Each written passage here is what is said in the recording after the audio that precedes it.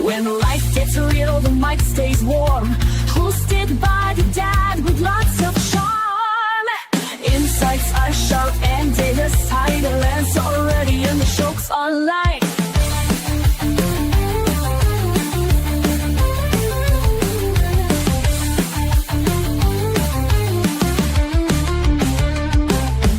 Hot takes, real talk, keeping it true. From high school halls to podcast cues, live a little, learn a lot. Turn it up, this show is hot. Grab your coffee and let's get into it. No filter, no fluff, just real talk. Let's do it. Ready or not, here we go. It's time for Murph Man to start the show.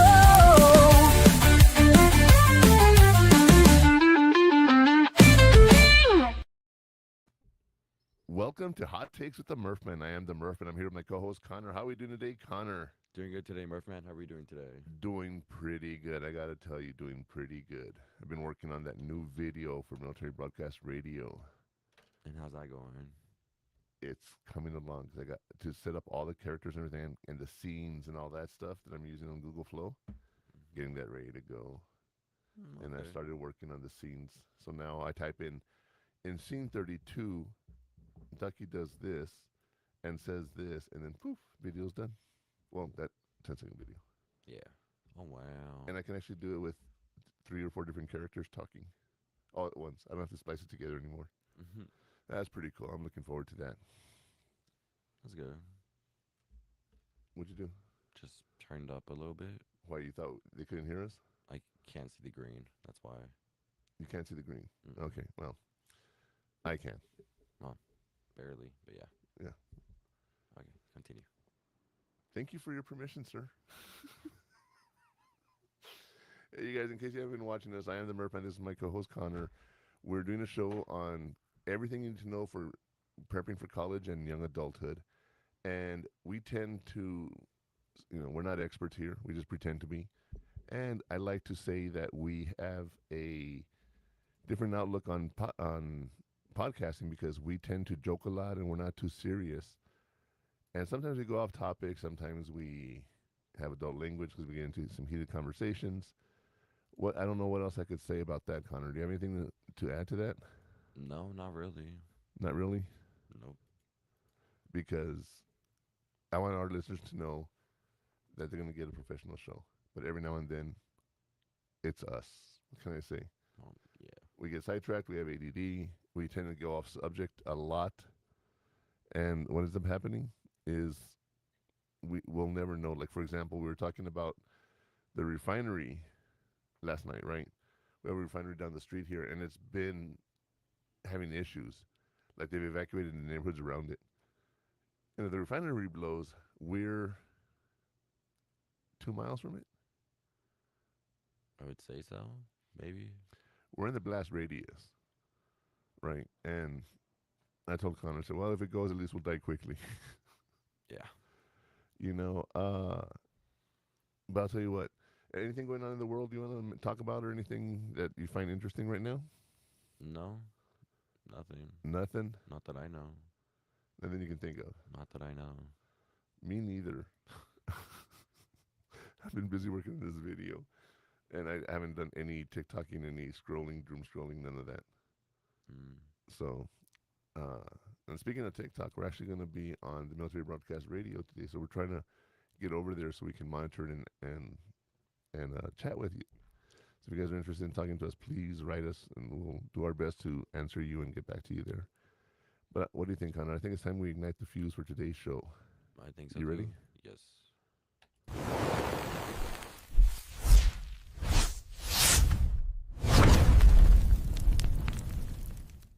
Welcome to Hot Takes with the Murph Man. Today in episode 48, we are talking about managing up, how to build a great relationship with your boss. Managing up isn't about manipulation. It's about proactively building a strong, productive partnership that makes both of you more successful. The fuse is lit. Murph Man, take the mic. All right. Yes, the fuse is lit. What can we say, right? Today's episode 48, managing up. What does that mean?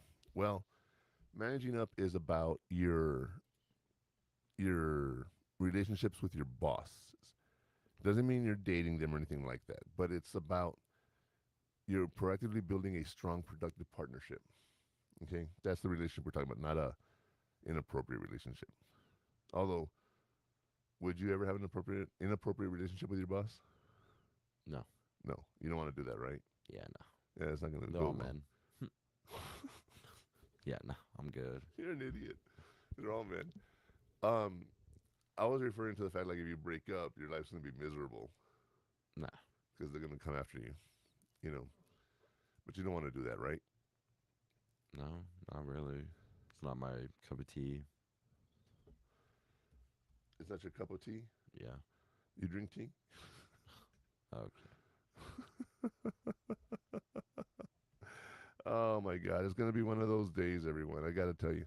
You know, it's interesting because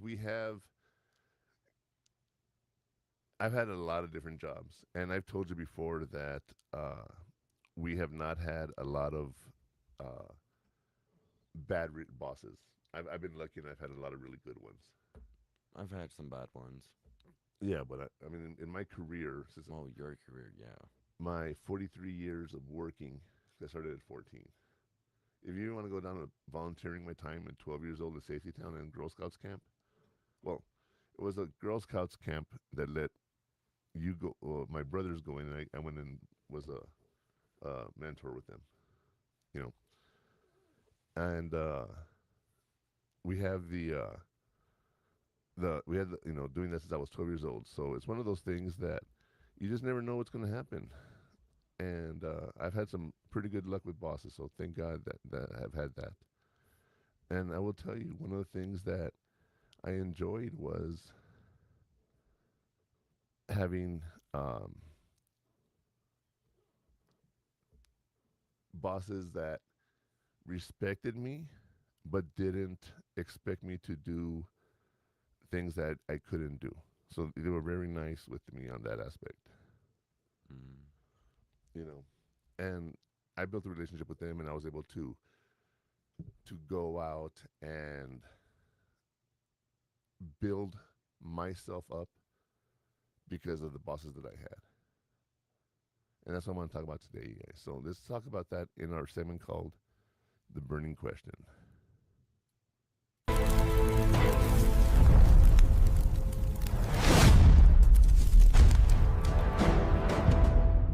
Today's burning question is, what is managing up? Is it A, doing your boss's job for them? Maybe it's B, manipulating your boss to get what you want. Could it be C, proactively building a productive partnership with your boss? Or is it D, complaining to your boss about problems? Let's kick it back to the Murph Man and Connor to see what the answer is. Before we get to the burning question answer, Veteran Sock said, depends on if the boss is hot. No, it doesn't. It doesn't matter how attractive he is. I'm not going to do anything with him. Wow. Yeah. So we talked about the burning question, doing the boss's job, right? The best way to ask is, what is managing up? Doing your boss's job for them, manipulating your bosses to get what.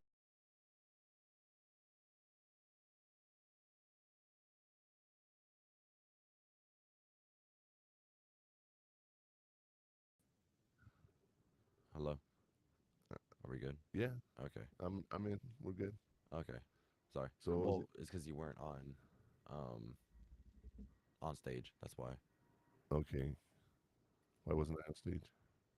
I don't know. Okay. So now we're good. So it's because I was moving the script and then it touched the touchpad on the computer and swiped out. I see what you're saying. Okay. Yes. So, what do you think the answer is? I think it's C. See, proactively building a productive partnership with your boss. Yes. I agree with that. It's one of those things that you want to have a relationship with your boss. You want to be with them and talking to them and seeing what's going on, right? I've had relationships with my bosses. When I was in the Army, I was lower enlisted, and I worked with captains, majors, lieutenant colonels on the regular. And there was one time that I think is so funny was when we were in Somalia, we were in the back of a truck and we're driving around, and we're surrounded by buildings, and there's people poking their heads out like they had never seen an American before. We were lost as hell. The person driving, I was going to kill him. By the way, that was Christian Aguilera's father. I was ready to kill him, literally, not figuratively, literally. And anyway, I'm in the back of the truck with a social worker. All right, just a straight up social worker. He's an officer. And they gave us rifles. He didn't have a pistol like he's trained on. He's like, I said, get your rifle, lock and load, blah, blah, blah. Get ready to shoot. He's like, I don't even know how to use this. I said, I don't care right now. Just goddamn get ready to shoot, you know. It wasn't about rank with anyone I've ever worked with. It was, we had respect for each other, that we could talk like that to each other. Yeah. You know, and I was able to enjoy doing that because as we talked about this with other people, a lot of things happened, and we talked to the officers, and you know, I took it upon myself to train a lot of the officers. I told you, like, one thing I was really good at was all the social skills. Even though I was medical personnel, my social skills were awesome, to the point where, like, in training Mm-hmm. at NTC, I told you I killed the tank. Yeah. Yeah, because I knew how to fire the weapons. You know, it's Well, yeah. That's how it works.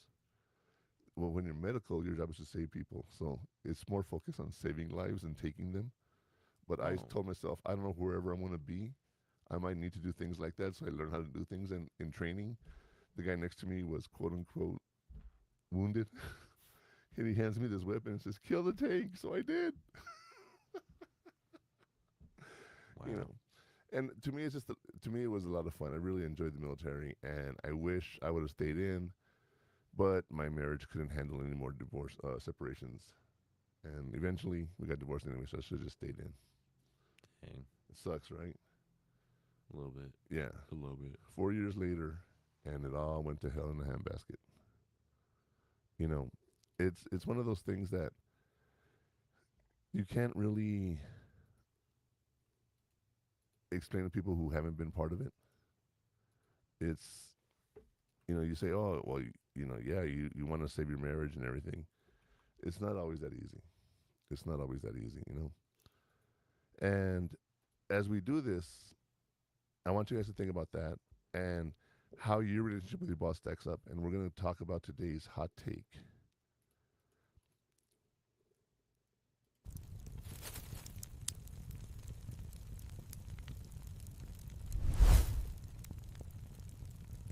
Today's hot take is this: your boss is not your parent, your friend, or your therapist.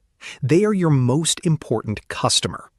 Managing up is the strategic practice of making their job easier so they can, in turn, advocate for your success without feeling obligated. Let's see how the Murph Man has helped his bosses' lives get easier, and in some cases, harder. Why did I say harder?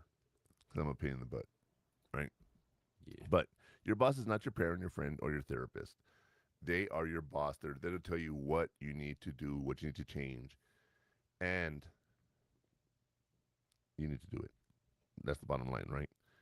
But managing up talks about the strategic practice of making their job easier so that they can, in turn, advocate for your success without feeling obligated.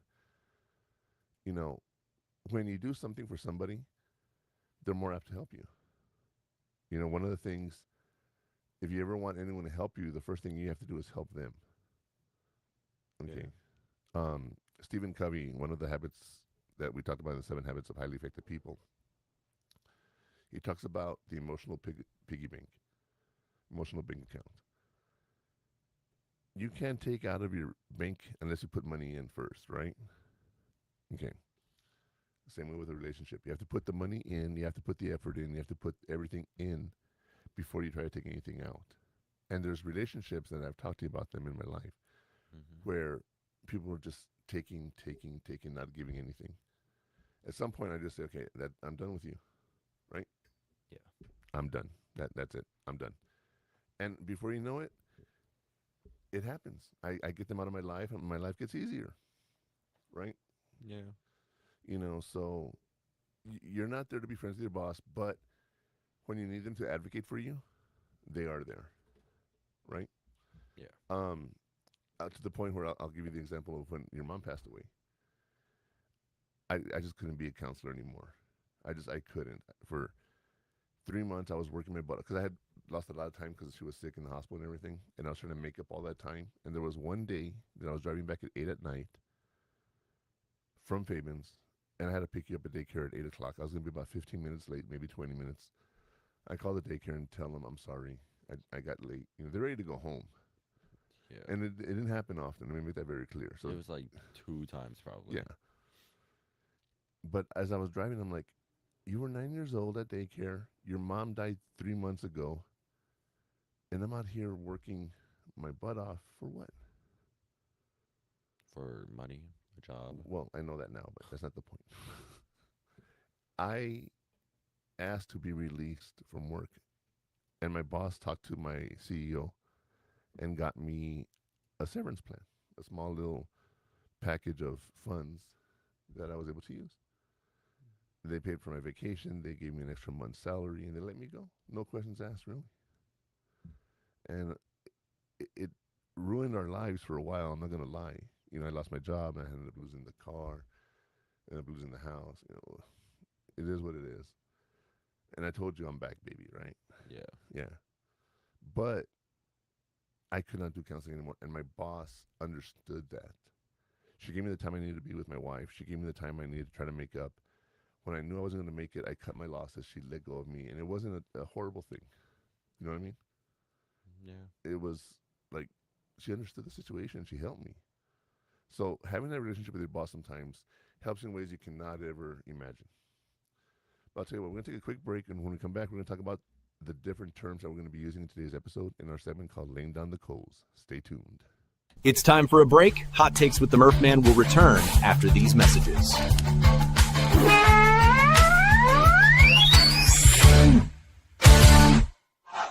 The station where our veterans' voices are heard, MBR Talk. Find us on the web at mbradio.us.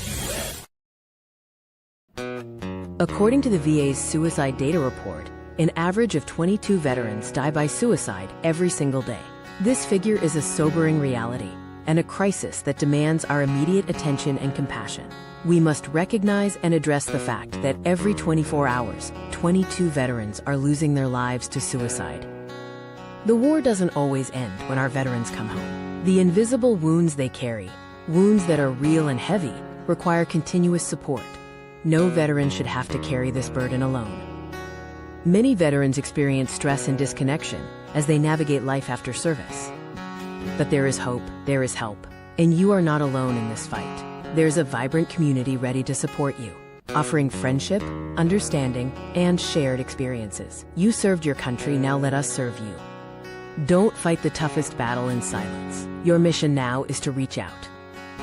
Dial 988, then press 1.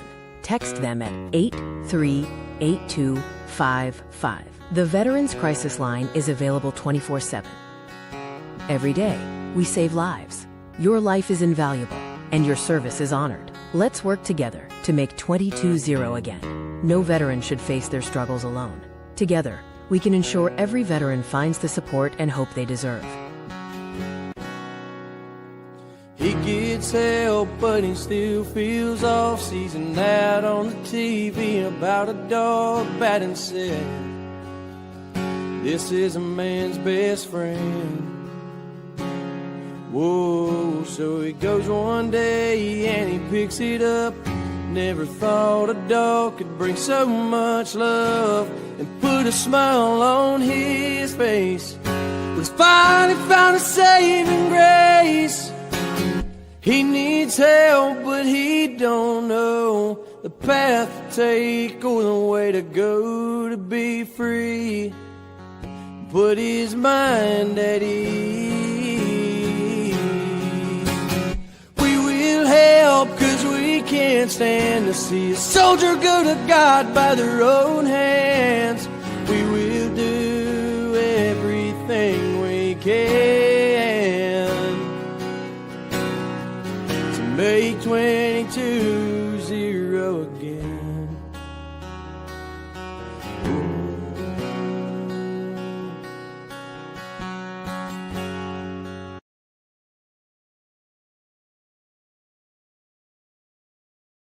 Military Broadcast Radio, the station that's giving veterans a voice. Find us on the web at mbradio.us. Opinions expressed in this program are those of the speakers and do not necessarily reflect the views or positions of any entities they represent. Find us on the web at mbradio.us. All right, we are back. I got to tell you real quick, that video by Ryan Spencer made such an impact on my life. Well, I wouldn't say my life. It's not like I was suicidal or nothing, but I advocate for suicide awareness every time I have the show. It doesn't matter if you're a veteran or not. 988, press 1. Someone's there, 375. 365. 24/7, 360. God damn, I couldn't say it. 24/7, 365. There we go. There you go. And someone's always there to listen to you. So call them if you need help. 988, press 1, and they will help you. But Ryan Spencer, I got to tell you, is a really cool guy. And I'm hoping one day I can take the time and actually interview all of these people that I have on the show as far as music, because I really, truly love some of these artists that we have. And I'm trying to play more artists. I don't know if you noticed, I've been trying to change the videos up. Yeah. But we'll talk about that on our next break. So let's get to the laying down the coals and talking about our terms for today.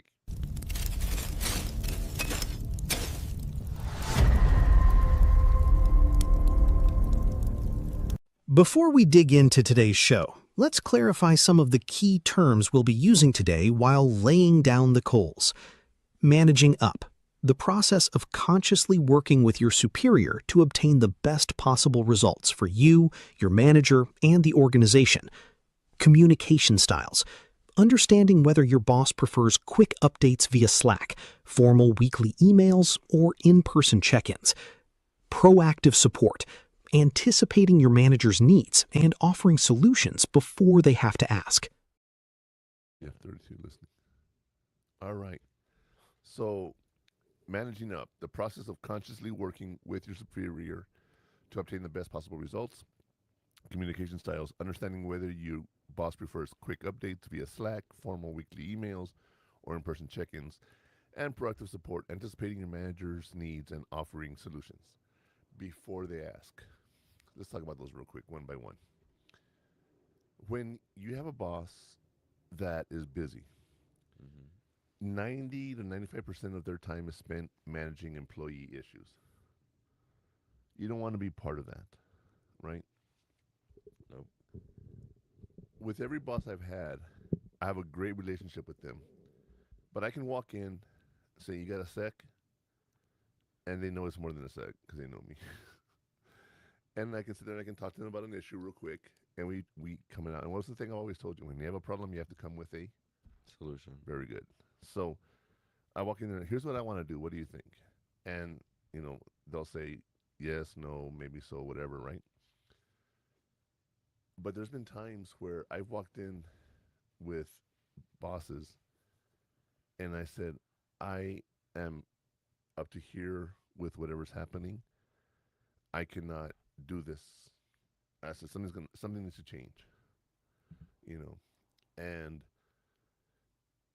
they'll tell me, well, tough. I'm like, okay, yeah, that's the way it is, all right. But at least they heard me out, right? Yeah. I had one boss that I had, and I told you guys about it before, that I didn't like him. He was a jerk with me, and one day he really set me off. He triggered me. I went into my principal's office and said, can I just sit in here before I kill somebody? And she says, sure. Walked out of the office.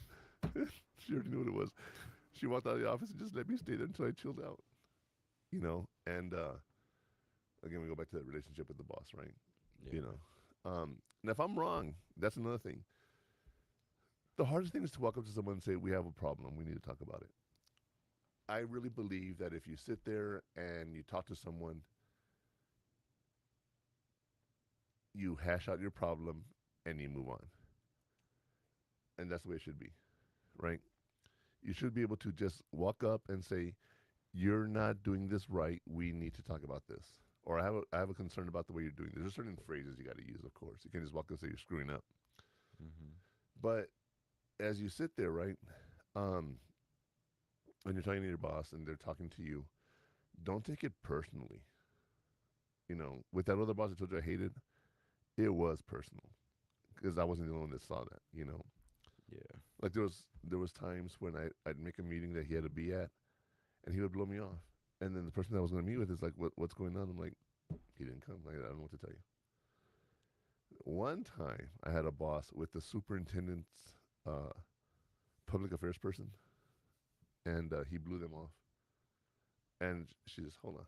She calls him on his cell phone and says, why aren't you at the meeting? And he goes, oh, I don't care. I need you to drop what you're doing and come here right now. And then she tells me, you can leave. Yeah, you know, sometimes there's always a bigger boss. You know, and also, I don't believe in like personal vendettas and stuff like that. Your bosses have a job to do, and if you're not doing it, you need to be talked to, right? Yeah. And if you're not doing that, then there's next escalations. You have to move up and everything. So think about that as we talk about this, because it's not just a good relationship with your boss. It's also how to deal with bad stuff. That's why we get to the communication styles. How do you communicate with your boss? Do you drop in for 1 second and say, hey, just a quick check-in every day, right? Or every time I go to the office, I walk in, see her, hey, I'm here. Anything going on that you need to talk to me about? No. Anything? No, I don't have anything. All right. See you later. Boom. Go out and do my thing. When there was something, if she needed me to come into the office, she'd call me and say, hey, Sean, I need you to come into the office. Okay. And there was one time, I want you to think about this. We got a state grant to run the runaway shelter, right? And I was a counselor. One day she's at the office and the FBI shows up looking for me. And she's like, my secretary sees her first. Let me call my boss. Calls the boss. The boss comes over. What's going on? I'm looking for Sean Murphy. And she says, let me see where's that. Let me call him. She calls me and she's like, Sean, the FBI is here to see you. I'm like, oh yeah, I'm already on my way there early. Sean, when the FBI comes to the building, you need to let me know these things. Well, I was actually a witness in an attack on a cop, and I was the star witness, and the FBI interviewed me and everything. That's all it was. It wasn't anything bad. There was another time that the FBI came to the building because we had a father, one of the kids, who was wanted by Interpol. Oh. Seriously, like they were on the run, and the kid ran away from the father, came to the runaway shelter, and got the father arrested. And she says, my dad's wanted by Interpol. And she just, yeah, so FBI has been around a lot, you know, in my life. There was this one time I had a kid who came in, and he talked about his dad flushed 4 bricks of marijuana. Do you know what a brick is? Yeah. Right? They're not little bricks, right? Yeah. Good size. 4 bricks of marijuana that he was supposed to sell, and he flushed it down the toilet. And the kid was like, they're going to kill me. And he wasn't joking. He wasn't joking. His father didn't understand that. And they eventually went into WITSEC. To where? WITSEC, witness security, you know, like where they get a new identity and leave town there. Yeah. Yeah. Because turns out it was like a huge bust. FBI involved, DEA. It was crazy. Oh, wow. And, you know, when I would actually go to these meetings, like I had meetings with certain organizations, they would be talking to me like I was one of them. They'd share information with me because they knew I wouldn't share information. They told me things. They gave me a little bit of background story on the situation. They gave me a lot more detail than they probably should have. But that's because of how I communicate with people, right? Yeah. And last but not least, proactive support. Anticipating your manager's needs. Well, if you know on Friday morning that your boss likes coffee, right? And we have a meeting on Friday morning. If you're working at the shelter that day, turn a pot of coffee on. That takes nothing, right? If you go to the meeting and your boss is going to say, I need to know how many clients you have, how often are you seeing them, what's your expected numbers for the month, whatever, right? Yeah. You can't go, oh, hold on. Let me. You already know what the meeting's about. You should go in there prepared, right? I was watching TikTok the other day, and there's a CEO that talks about my first job in an interview is tell me about the company that tell me about my company. Why would he do that? To, I don't know, understand. If you want to work for me, You gotta understand what you're working for. yeah, you want to know what it entails, right? Yeah. When I went to the job interview at the runaway shelter the first time, actually a transitional center next door, the boss asked me, "Have you ever heard of this place?" And I said, "Yeah." I said, "When I was 16 years old, I got in the car with some girls that we met, and turns out the car was stolen, and they drove it here." And they're like, "You can take the car if you want." And we're like, "No." And we left. And she laughed, and she says, "You don't know how many times that has happened." Oh, wow. Because these were people with issues, right? But that was my interview. She's like, "What do you know about this place?" I'm like, I know the basic programs, but let me tell you a personal story." And I told her that because it wasn't my fault. I was 16. I didn't know the car was stolen. Um, but yeah, it just that question of why do you want to work here is one thing, but tell me about the company. What about the company makes you want to work here? You can't be like, "Oh, it's a good company because the people are nice and the company has," right? Yeah. Like for example, when you went to your job at the theaters, Mm-hmm. you already knew what the theaters were. You already knew everything, right? Yeah. But if I was the boss, I would have asked you, "What makes you want to work for us?" Popcorn. And that's fair, right? But you're 16. You don't have any idea what your job's gonna be. Yeah. Like I come to the movies here, and people seem pretty cool, and I think it'd be a fun place to work, right? Yeah. Real simple. I said something like that. Yeah. And then it was funny because you had a resume. Remember that? Yeah. And your boss was like, "You have a resume?" And you're like, "Yeah." Yeah. You had never worked before, but you had a lot of skills on there from your football team, from your managing, from everything, right? Yeah. So little things like that throughout your whole career, whenever you're talking to your bosses and you're sitting there and you're looking for a job or you're trying to change jobs or you're trying to do something different. Excuse me. You're trying to do something different. Those little things matter in the long run because it's that first impression sometimes that makes a big difference. And I told you I walked out of a job interview one time where the person said their first answer, it was first question to me, the first official question of the interview was, "Have you ever been told you gossip too much?" And I said, if you have a problem with gossip here and you're trying to find out if someone's a gossiper, that's not how you do it. I said, but that tells me I don't want to work for you. I said, "Thank you for taking the time to see me today." And I got up and walked out. Like, it was like within 2 minutes. And yeah, there's some places you gotta act fast. You gotta fire quickly. You gotta get out quickly. When you see something wrong, you know. I'll tell you what. Let me tell you a story about Chris, because I tell people hearing a different story from a different point of view is important. So let's talk about Chris real quick in our segment called "Story from the Fire."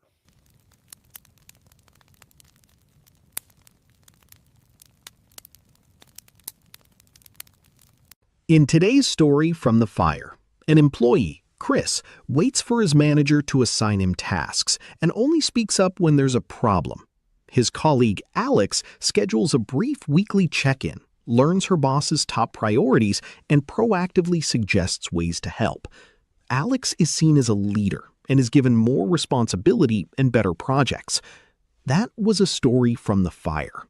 Murph Man, are you feeling the heat? So you have Chris who waits for someone to assign him a task when there's a problem, right? Mm-hmm. Sit back and just wait for something to be told. Alex, on the other hand, is more proactive. Schedules a brief weekly check-in, learns her boss's top priorities, and proactively suggests ways to help. When we had employees at work that weren't doing their job, I was always giving my boss input. the perspective. And she counted on me for a lot of things. I was never officially the boss or whatnot, but everywhere I've gone, I've been that person. The boss can turn to me and say, "What do you think we should do in this situation?" And I'll say, "Well, here's what I would do," and it's always something more harsh because I'm a jerk, right? But it gives them the perspective of, well, we don't need to go there yet. Let's do this. But it gives them a direction of where they want to go, Yeah. If you see a problem and you can fix it, or you have a suggestion to fix it, talk to the boss. The boss might say, no, that won't work because of X reasons, but it'll give us this idea to do, right? Yeah. So you want to have that interaction with your boss. You want to talk about it, and you want to be able to build that relationship so that your opinion does matter. You're not just saying stupid things to be funny or whatever. You're saying things that really matter because it affects you as a team member, right? And for example, if you're the boss, I already told you about 90-95% of your time is taking care of employee issues. Where do you want to focus? Do you know what a bell curve is? No. Right. A bell curve is this thing that looks like a bell, right? And the straight center is the median, the exact center of people, 50% left, 50% right.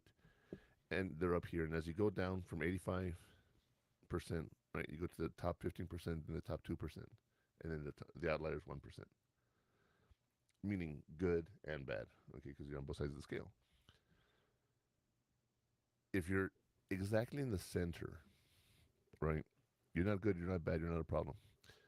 Or you're 2 standard deviations out, which means it's further out on the scale where there's less people. If you were a manager, where would you focus your time? I don't know. On that person who's in the middle and trying to make them better, the one who's good, and you really don't need to do too much for them. Where should you focus your time? The person that's average, I would say. What if I told you it should be the opposite? On the good people? Yeah. Because they're the ones setting the example. They're the ones who are your leaders on the team. And if you work with them, maybe not all the way at that 2 deviations, but you want to talk to the higher team, top 15%. Yeah. Because if you work with them, they will get better. Because that's who they are. And other people will be pulled as a team. If you have real true teamwork, you get pulled as a team. Now, I can tell you, when I worked with MHMR here, with Thelma and Candy, and I know you never met them. Yeah. We were the...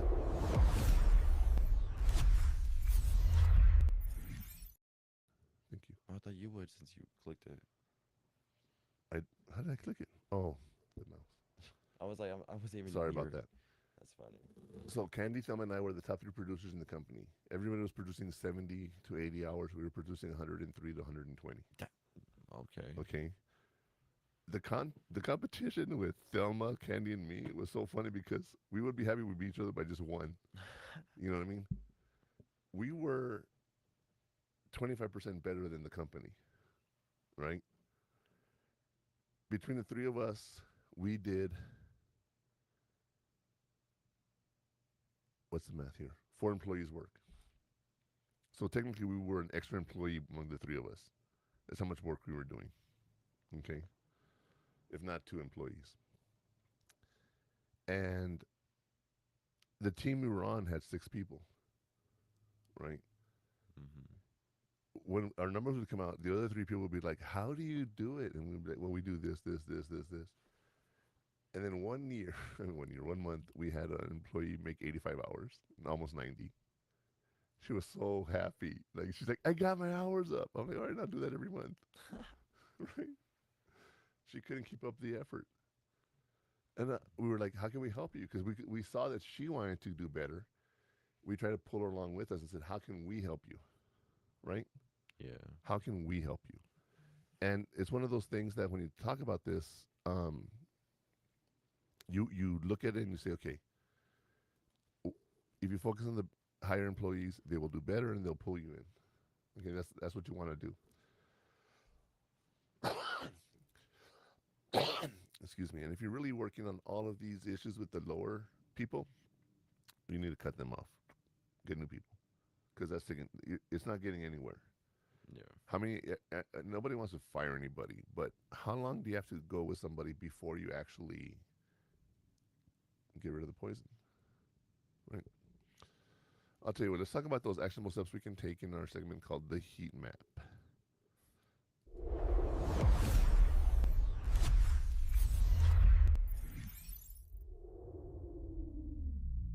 The heat map will show you where to focus your efforts for the most impact. Make it your job to understand your manager's goals, priorities, and pressures. This allows you to align your work with their needs. Ask your manager directly, what's the best way for me to keep you updated on my work? This sets clear expectations. When you encounter a problem, bring it to your manager with at least one potential solution. Be a problem solver, not a problem spotter. Let's see how the Murph Man and Connor help their bosses. All right. Make it your job to understand your manager's goals, priorities, and pressures. It allows you to align your work with their needs. Ask your manager directly, what's the best way for me to keep updated on my work? And also be a problem solver, not a problem spotter. You know, I'm a problem spotter, but I'm also the problem solver. I see a problem, I bring it up and I talk about it, and I give suggestions. You know, when you're at work and there's problems and you got to fix it, you got to be proactive and you got to fix it.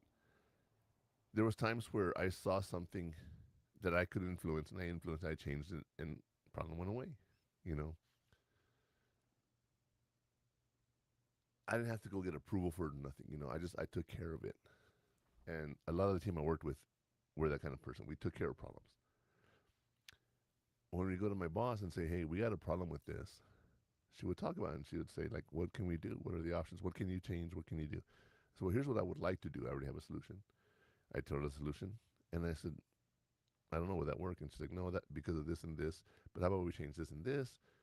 Fine, I'll do it. And that afternoon, I was doing it. You know, have solutions. Help your boss with that. Because you're a different perspective. You've seen the number 6, right? Yeah. Yeah. You look at me like I'm an idiot. Hold on. If I draw number 6 right here between you and me, what number are you going to see? 9. But we're seeing the same exact thing. So perspective changes your perception. Because your boss is up here, they don't really see what they're doing. Right? And one of the stories that I like about in the military, they talk about the ranks. They talk about a field. That's where all the soldiers are. And then you have a fence with 1 rung. That's your lieutenant, second lieutenant. Yeah. Then you have a fence with 2 rungs. That's your captain. And then you have a maple leaf, which is your major, and that's a maple tree. Then you have the colonel, which is an oak leaf, and that's a taller tree. Eventually you get a colonel who's a bird, higher up and flying around and seeing the whole battlefield, right? Yeah. And then you have a general in the sky. You know, as you go up the ladder, you see more, but you also lose touch with the lower people. If you focus on that and you ask yourself, like, what do you do, right? If you can bring that perspective to your boss and say, hey, I have this problem. What can we do to fix it? What can we do to change it? What, you know, whatever. And they said, okay, we'll see what we can do. You know, like I didn't have an office where I worked at, and I had to like go to places to eat or restaurants and work on my stuff, or go home and work on it, you know, after hours. And it was very difficult. So my boss talked to housing and got me an office at the housing department. And I was able to go over there and I did all those things, right? And what's nice about it is I was able to have an office in a community that needed the help, and I had an office to do my work, right? Everybody wins. So sometimes when you have a problem and you don't have a solution, you know, but you're trying to solve it, and your boss comes up with an idea, you give them the idea. Because you're like, you know, where can I be that I can service people but still have an office without having to pay for anything? And the housing authority pulled through, and they took me in and worked with them for about 1.5 years or 2 years. They needed the office. And one thing that happened there was pretty funny. I'm in my office, and there's an officer doing a class or a meeting or something in the other office, and I hear his taser go off. And I don't know if you know what I'm talking about. Now, I mean, it wasn't the taser that shot the arrows. It was the taser that, just the little... Isn't that with arrows? No, they take that off, and they have a taser. Oh. So I hear the laser activate. And usually, what do you hear when cops are activating a laser? They say taser. No. Taser, right? Yeah. Okay. I didn't hear that. I didn't know what was going on. I ran into his office thinking someone was attacking him or something. And he was just showing people how it worked. So one of the kids wanted to see how it worked. And he's like, "What are you doing?" I'm like, "I heard your taser and I didn't hear any warning." He starts laughing. So after the meeting, he goes over to me and goes, "I'm so sorry." He says, "Most people would hear a taser and be like, 'What's that?'" I forget who's in the office across the hall from me, Yeah. And I'm like, yeah. That's so funny. And one of the things, like I tell people, I'm not great with weapons or anything, but when I was in the Army, I was an expert marksman. I would hit 40 out of 40. Again, we go back to soldier skills, right? And that's one reason I love this next song. It's called Adios Amigo by Dallas Alexander, the world's longest sniper shot. We're going to break him right back. It's time for a break. Hot Takes with the Murph Man will return after these messages.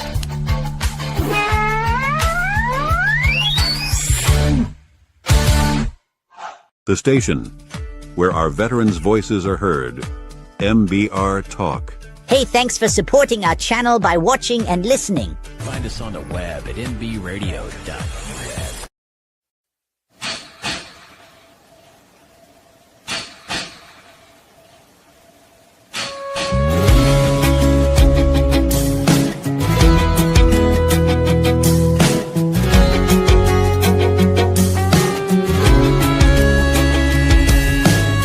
Staring out this hotel window, many floors above.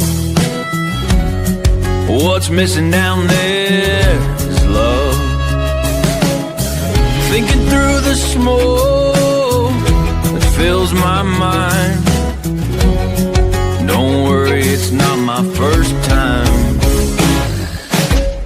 Adios, amigo. I'm so glad I seen you. I won't be seeing you around. Adios, amigo. I've been looking for you since I stepped foot in this town.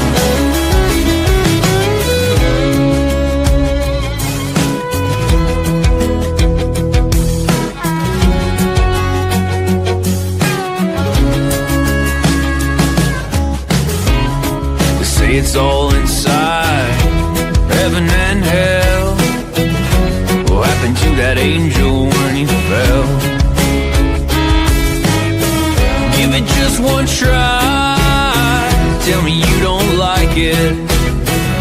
Be God for a moment and don't despise it. Adios, amigo. I'm so glad I seen you. I won't be seeing you around.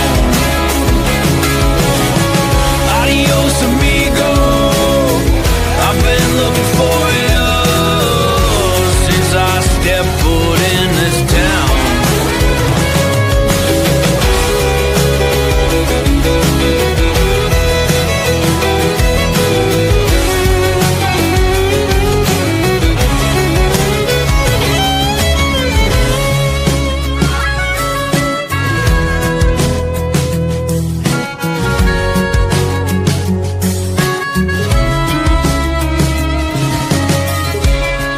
Step outside and breathe. Play a little in the street. Hope it's not me they're sending.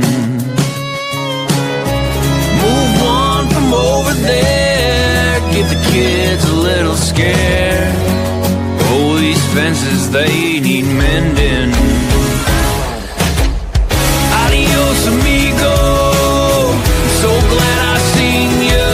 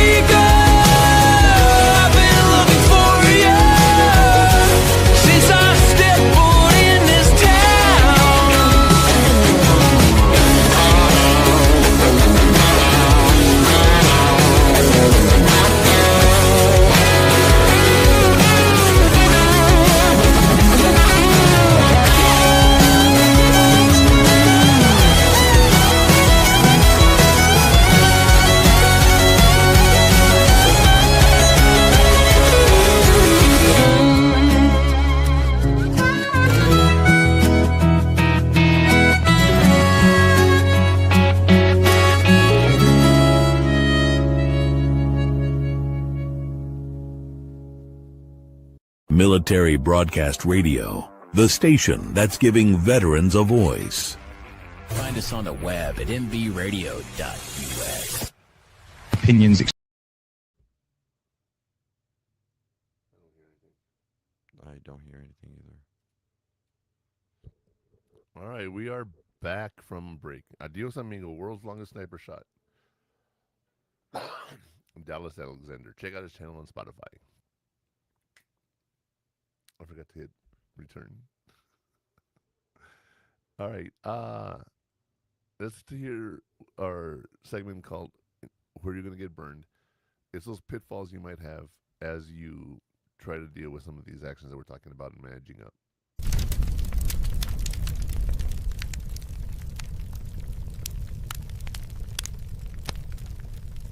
Let's talk about where you'll get burned. These are some common pitfalls. Avoiding your manager. Proactive communication builds trust. Don't only talk to them when there's a crisis. Surprising your boss with bad news at the last minute? Deliver bad news early so they have time to help.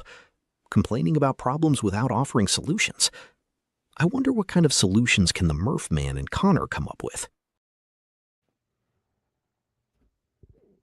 All right, so we have the segment Where You're Going to Get Burned. Avoiding your manager. Okay, proactive communication builds trust. Don't only talk to them when there's a problem. That's why I tell parents, you want to be able to have a parent that comes in and talks to their kid, not only when something is wrong, but when something's good too. You can't be all negative. That's the whole thing with the boss.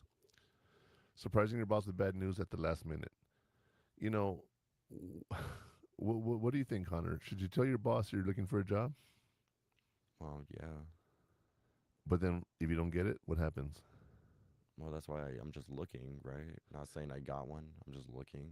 Right, but he's going to say, or she's going to say, you're not putting your effort in here because you're looking for another job, or your attitude's changed since you looked for a job. You know, they're going to start getting negative with you. Okay, then if they're getting negative, then that's not a good thing. The good bosses don't. Yeah, no. They Okay. should talk or something, not try to affect the job you have right now. And if they do, then honestly, leave. Well, you're trying to, but you can't always just leave. Or if they're acting like that, then I would leave. All right. Yeah. Would you quit without going to another job? That's my whole point. You got to get another job first, and in that meantime, it's going to be hell. Now, real quick, Connor wasn't paying attention to the chat for all those of you who were asking questions. Let me address this real quick. Because it wasn't loading. So sorry. But it's because I was looking, and it still showed, like, you know when you join a live, it only shows, like, Connor joined the live, and then whatever the automated message is, and then, yeah. I had to get out of it and then go back in, and then I just saw, like, 50-plus chat. I'm like, oh, wow. So, what's your major? That's one of the questions they're asking. Computer science. Computer science. That already answered.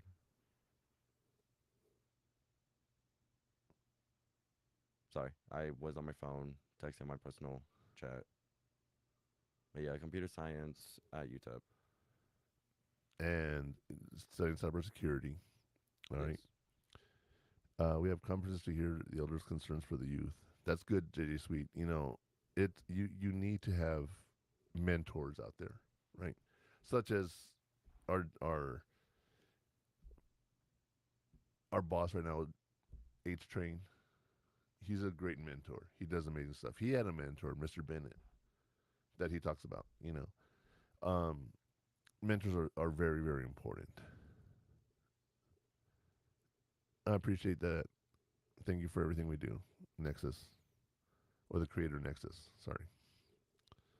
And then let's see what else I'm admitting.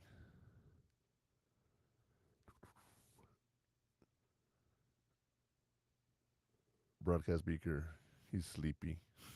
Cassie's sleepy. That's funny. Oh yeah, she's hopefully you're more woken up now that you've been listening to us. Let's see what else, Connor. What's your major? They're monitoring. Good morning. Good morning, JJ Sweet. I appreciate all you guys' comments. I really do. Sorry, Connor's phone wasn't uploading correctly, so we got him finally on the chat on our laptops, so we're able to do that. Thank you for the rose, Yaneth. I really appreciate that. And it's okay to tell your boss things aren't working for you. It is. That is very true, JJ. It is very true that you have to talk to your boss. Okay, you have to. If it's not working for you, same way. I say fire quickly, quit quickly. All right. All right. So let's talk about our next segment, our heat shields. Those are things that will help you prevent getting burned.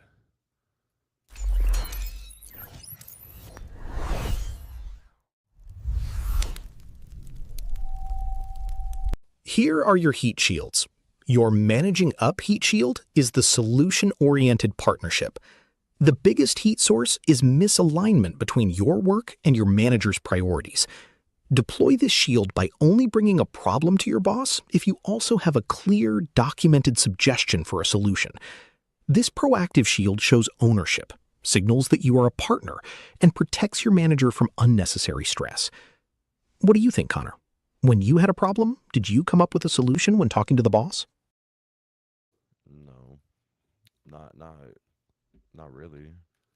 No? I didn't have any problems with the boss. No, not with the boss. Did you ever talk to your boss about problems? No. And did you have solutions about them? No. Did you ever talk to your boss about problems?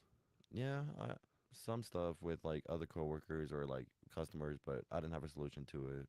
I just kind of addressed it to him, just like, hey, this is kind of what's happening. Just want to let you know.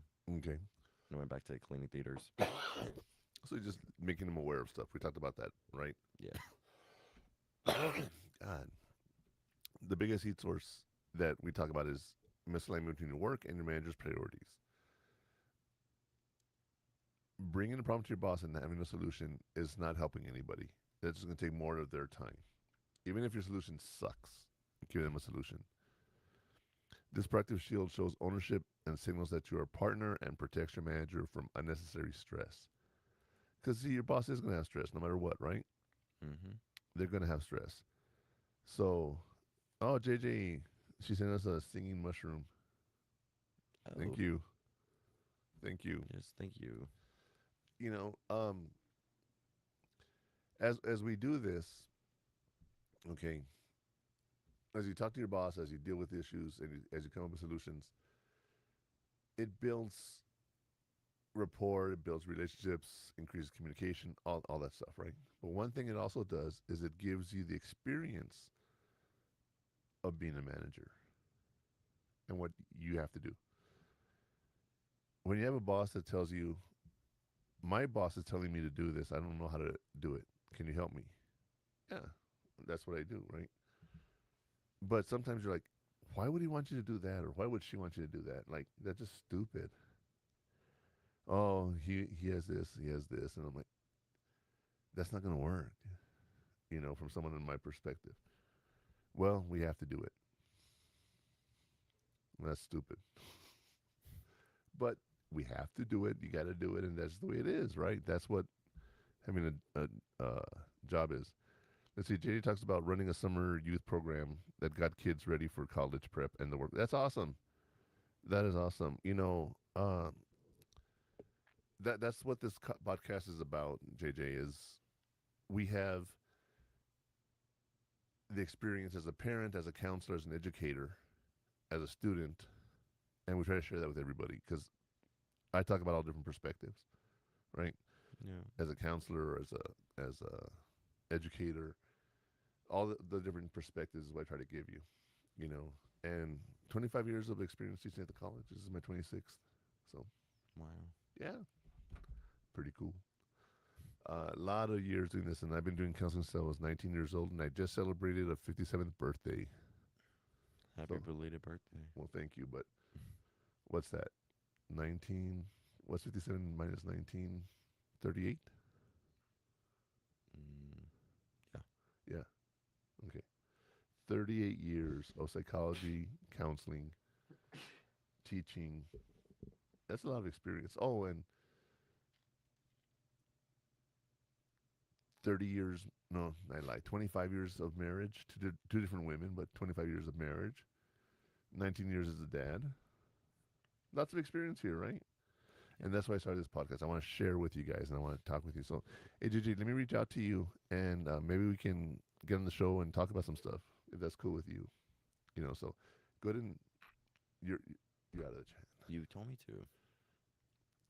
I'll message you, JJ, and let you know. Maybe we can get together and do something, okay? Let's see here. I'm going to follow you there. All right. And let me go to your page. Okay. I did that. I followed you. And, you guys follow us and add us. We'd be happy to talk to you.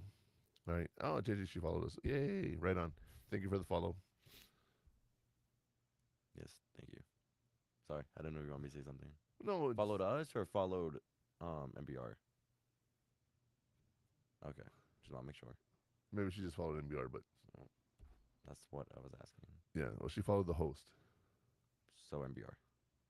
Well, I don't know if we're the host. JJ, who'd you follow? Pure Hot Takes or MBR? Because you can follow both. I'm curious. That's a good point. Who's the host? I think MBR. Well, follow the Murph Man at Pure Hot Takes, and we definitely can do that, okay? So, MBR, yeah, there she answered. Yeah. She's part of the Baddies Club. All right. I gotta know more about these Baddies Clubs. I'm 57 years old. Your definition of baddie and my definition of baddie might be very different, but then again, it might be the same. So you never know, right? Yeah. What about you, Connor? Do you have a definition of baddies? No, a TV show. What TV show? Baddies. Okay. That's all. Yeah. What's it about? It's one of those what is it? Like live like the Kardashians or something? Where it's like live and the cameras follow like the life of someone. Yeah. It's kind of like that, but it's just a group of girls, and I don't know what the whole point of the show is, but they get angry at each other, and they just fight and argue with each other. That's it. I've never seen it. I've seen one episode, probably. Episodes on TV or shows on TV have deteriorated. I swear to God. Do you remember the movie Idiocracy? Yeah, I think so, yeah. The one where the guy comes back 500 years later in the future, and they're all stupid. Yeah. And he's the smartest guy on the planet, right? The people who were smart and couldn't have babies, and you have the idiots who have 20 babies, Yeah.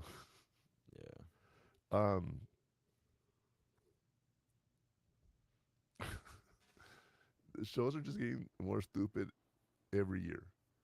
Okay, what do you think is the stupidest reality TV show out there? Reality show, that's what it's called.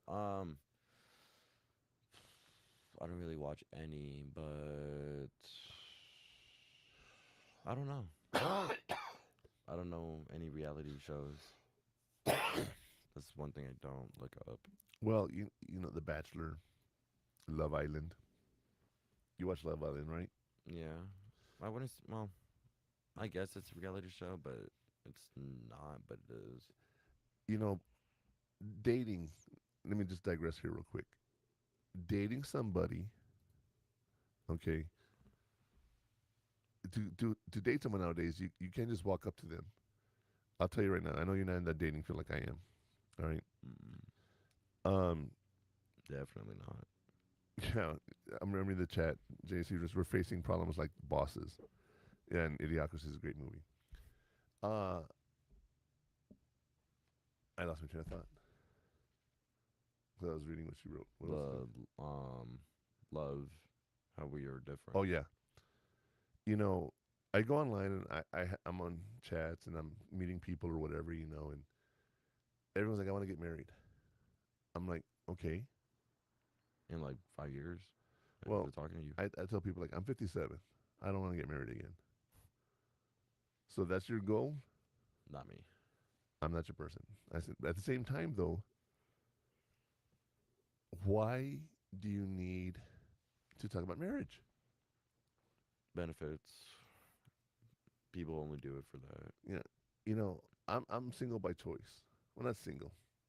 I have a friend I see, but What I mean is, I'm not married, right? I'm not married because my life needs to get in order a little better before I can even bring anyone into this house or move in with them or whatever we choose to do, right? You got to go to college. You got to get the hell out of the house, right? There's so much more that has to happen before I feel comfortable having a relationship like that. But then I'm like, I don't want to be in a relationship right now that where someone's at the house all the time. I like my privacy. I like my free time. I like to be able to get up and go whenever I want. Yeah. You know, your mom and I, we had a great, great, great relationship. We got to do all that.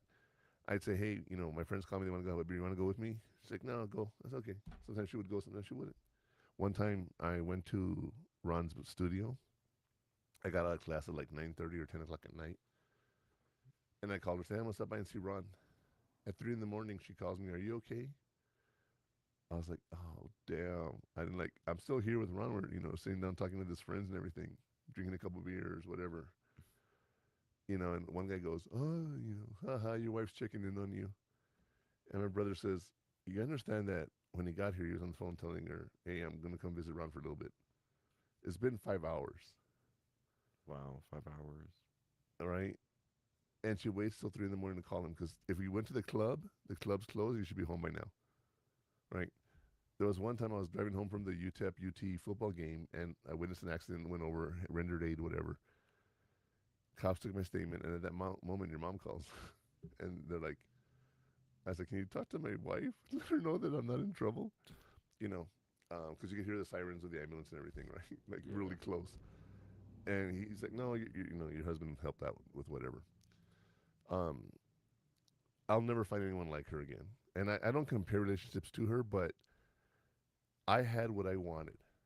And I'm not going to find anything like that. You know what I mean? She truly was my best friend. I do miss her a lot. You know, losing a spouse can be difficult, but losing a best friend is even harder. Yeah. So we've been talking about this managing up and everything. Let's talk about some of those questions we need to reflect on and to determine if we're going to be doing this right or not. So let's look at some of the afterburn questions.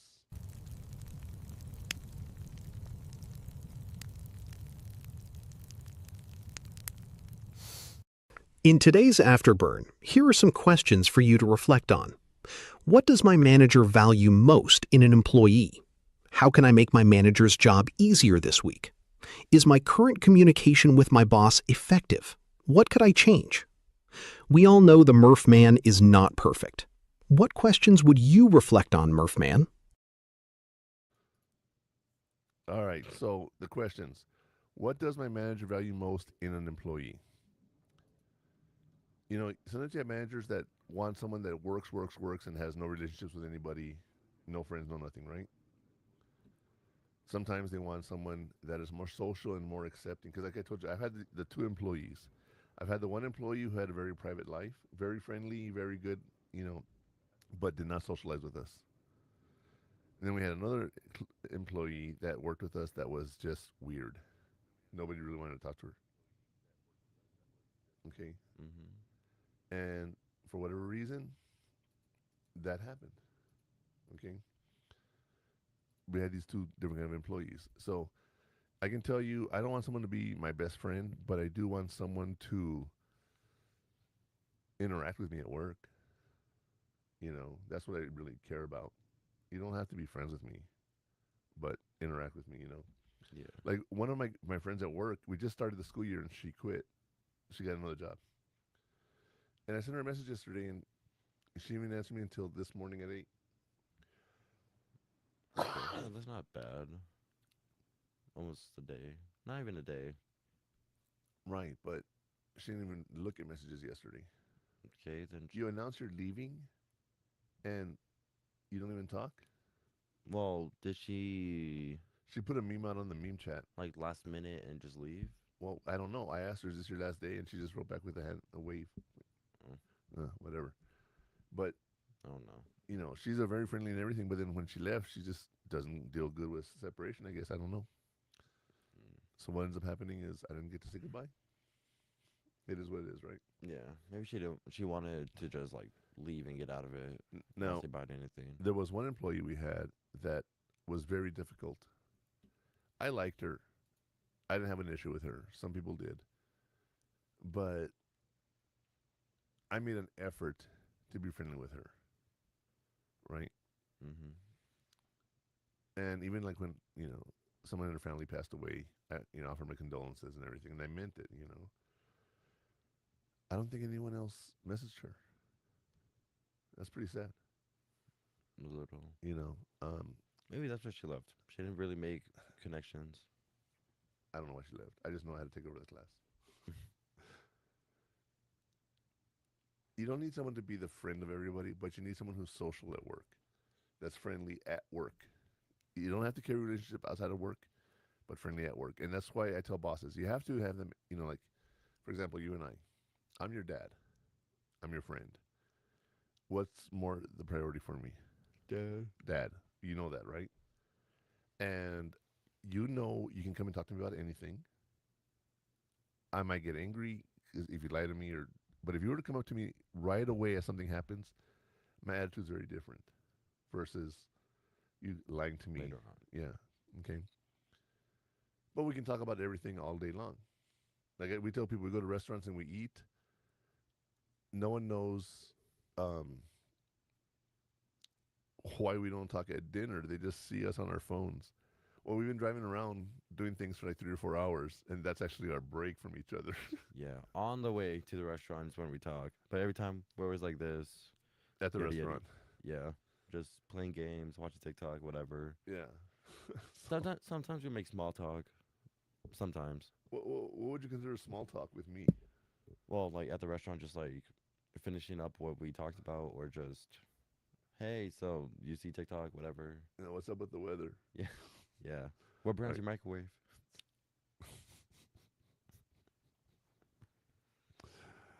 What brand is my microwave? You're stupid, dude. You don't understand friendly banter? JJ Sweet, let's see. Being socially awkward conversations are so hard because you're masking. Okay.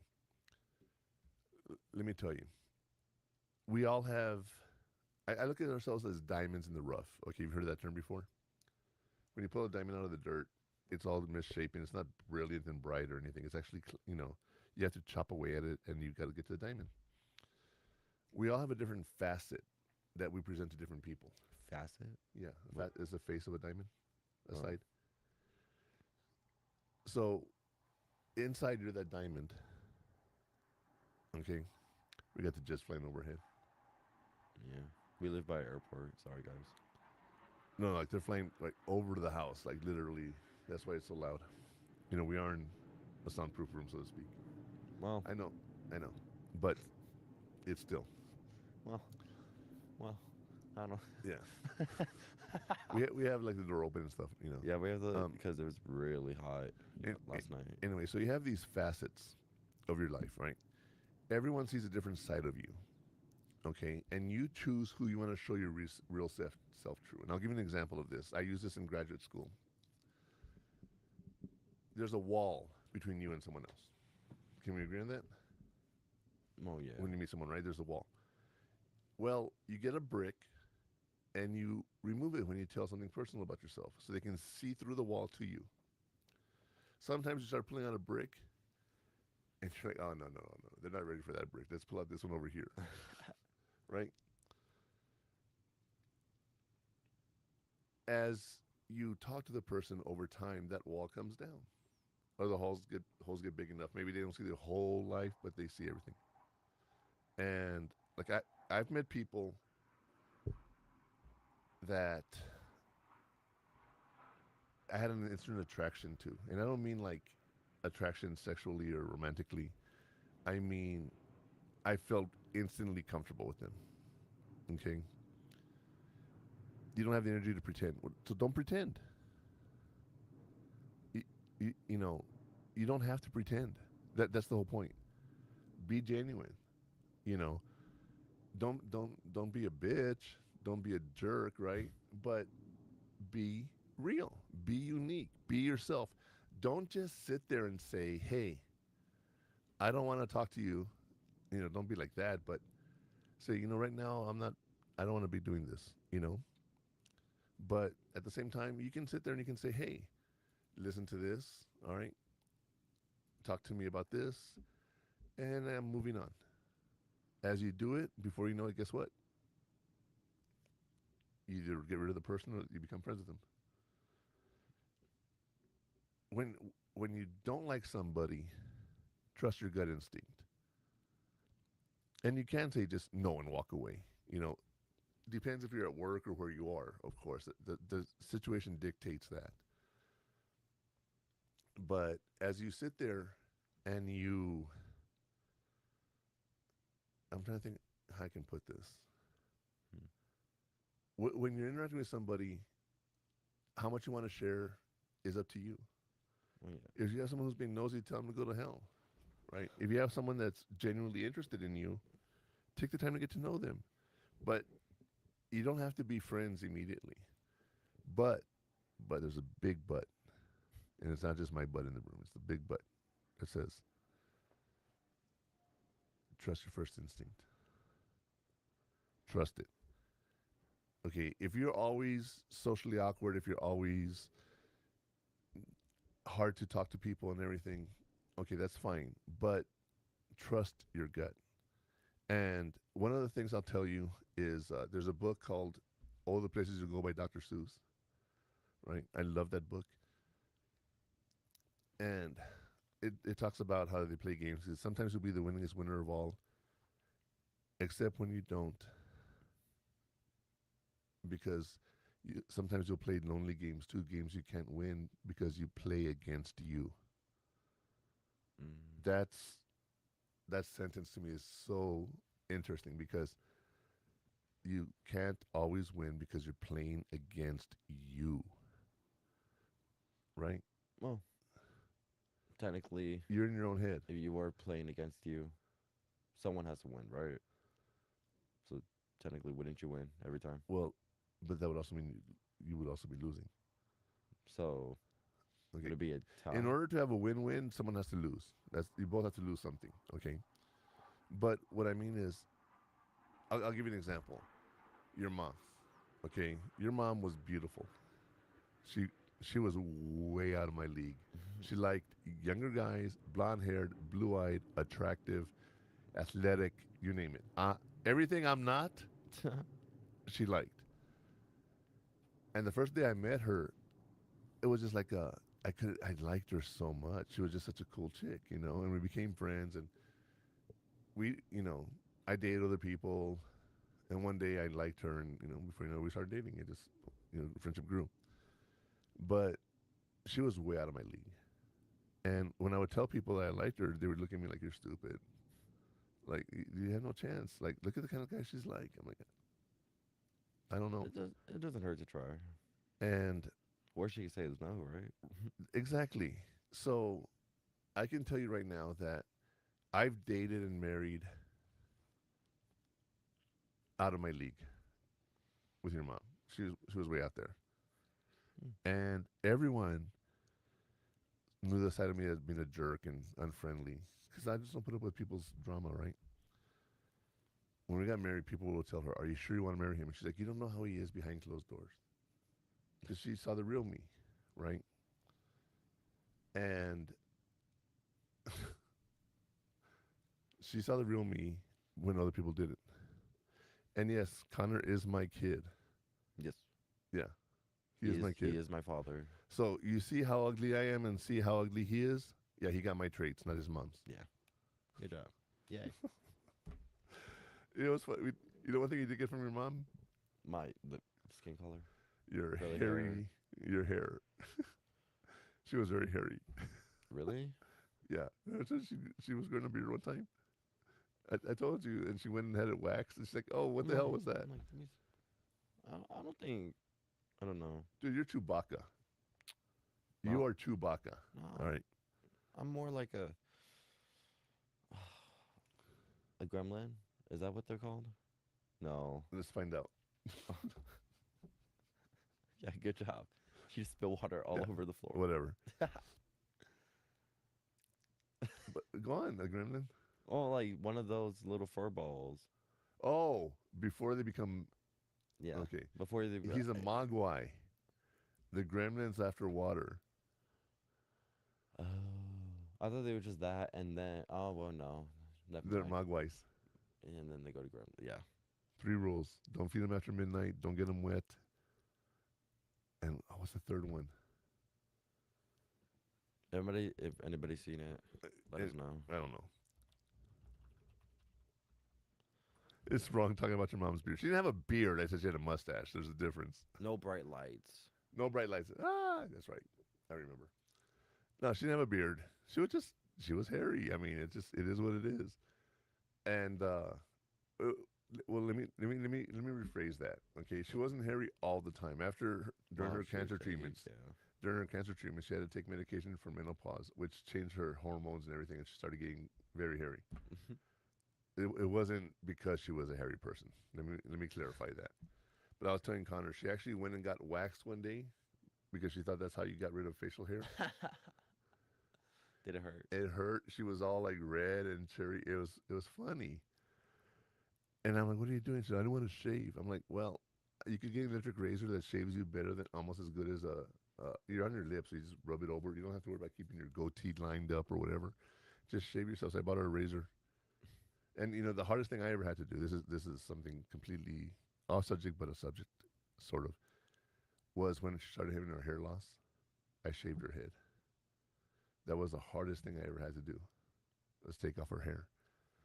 And after she went through treatments and got better, she started growing her hair back and everything. That's when the hormones kicked in and she started having all this beard stuff. Yes, bless her, please. But yeah, the thing is, she was out of my league. If I like something, I just do it. That's, for example, Christmas presents or birthday presents. Do I need anything? No. If I need something, I buy it, right? Yeah. The Grumskin gave me a watch. That was nice. That was a nice watch. It is a nice watch. I don't use watches, right? You don't? Because my wrists are very thick and it's hard to find watches that fit me. Well. And her watch fit me perfectly. I wonder where she got it from. I don't know. I mean, literally, I put it on. It wasn't tight. It wasn't loose. It wasn't everything. Because I had a watch that was bigger that had, I've lost weight, so the rings were loose, So I don't know how she did it, but she found it perfectly for me. This is a father and son show. Yeah. JG Sweet wrote. It is. That's why I started, because of him, He didn't realize the whole first year of our episodes was all about him going through college. Remember when I told you that? You never realized it? What? Like, our whole first episodes starting off with you in college was to prepare you for college and the challenges you would face along the way, like talking to your teachers during midterms. Yeah, it's true. It was all me to give you advice because you don't listen to me. So by doing it here, I was able to tell you things that you normally wouldn't listen to me. Yeah, never heard of that. If your kid doesn't listen to your advice, start a podcast. Never heard of that. Right? Start a podcast. Start a podcast. Yeah. No one listens to you. And what's funny is when I wrote this, just so you guys know, I have 68 episodes that I pre-wrote because my favorite number is 69 because that's the year I was born. And I want to do something special with the episode. But Connor asked me, what do we do after that? I said, I don't know, start over? Day one of college. Right? So I'm like, how are we going to handle that? So we'll talk about that later. But Joel, don't talk about my beard. That's funny. So just you don't have a beard. You ain't got no beard. And he's still not listening. No, he's not, right? I tell him he is so contradictory to me. Anything I say, he always has the opposite point of view. Not always. Some stuff, yes. Mostly. You're always contradicting me. Even my friends have pointed out to you, like, why do you do that? Because I do it for a reason. What's the reason? You think I'm wrong? Sometimes. But sometimes you could be wrong. I never said I wasn't wrong. Well, I know, but that's why that's like one of the only reasons I, talk with my and argue. Not argue, but have different perspective on it. A perspective is one thing. You straight up say no, that's not right. No. And No. sometimes I'm right, If but it's just okay, let me ask you a question. On a percentage basis, if you would have listened to my percentage, a certain percentage of my advice, what percent do you think you look back on and say, "Damn, he was right"? well 80%. 80%. Because I mean, Imagine if you would have just listened to me the first time, right? still 80%. Still 80%. I'll tell you what. We're gonna take a quick break, you guys. We will be back. Question authority is okay, but when you're trying to give someone advice and everything, and they don't take it, you're like, oh well, you can take a horse to water, but you can't make him drink. And hindsight is always 20/20. But even then, he still says I'm only 80% right. Yep. All right, you guys. We're gonna take a quick break, and we'll be right back after these messages. What? It's time for a break. Hot Takes with the Murphman will return after these messages.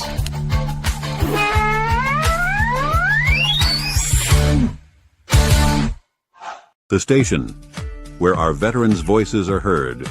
MBR Talk. Hey, thanks for supporting our channel by watching and listening. Find us on the web at mbradio.us.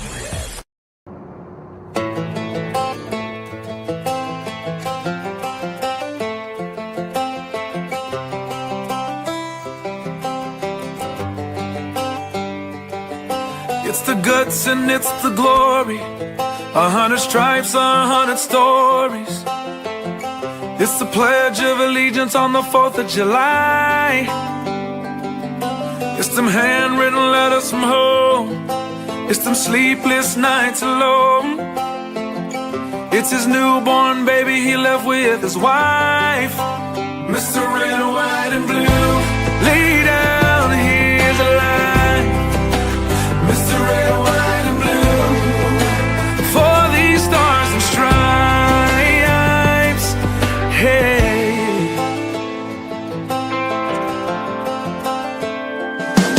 from the fields of Indiana to the swamps of Louisiana, to the golden coast of California, Uncle Sam's the only family he's got. His purple heartbeat won't stop, and his 18th birthday was the day he was born. Mr. Red, White, and Blue, lay down, here's the light. Mr. Red, White, and Blue, for these stars and stripes. Mr. Red, White, and Blue, stand on the front line. Mr. Red, White, and Blue, pay the ultimate price. Oh.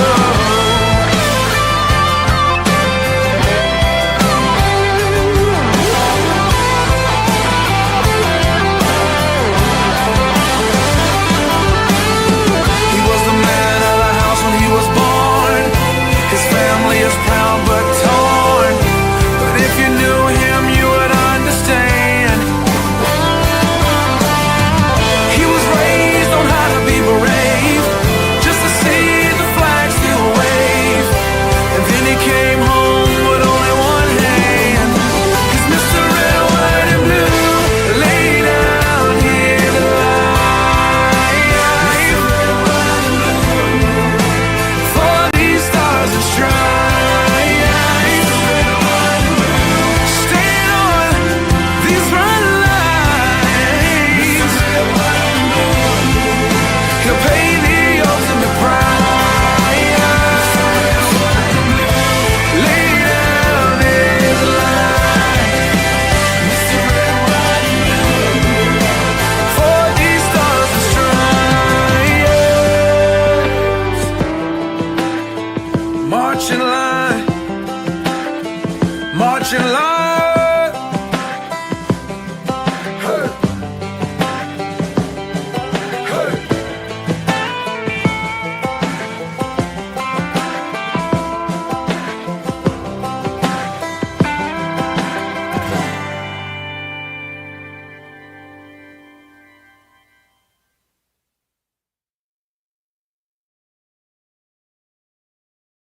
Military Broadcast Radio, the station that's giving veterans a voice. Find us on the web at mbradio.us. Opinions expressed in this program are those of the speakers and do not necessarily reflect the views or positions of any entities they represent. Find us on the web at mbradio.us. Before we get back to the show, listen up, El Paso. Many things are coming to El Paso, and you want to stay in the loop. We are setting up trivia, bingo, and karaoke coming to locations near you. Follow us on all the social media platform at purehottakes.com to stay updated. All right, we are back. Now, I was monitoring the chat over the break, and JJ brought up a comment. She said,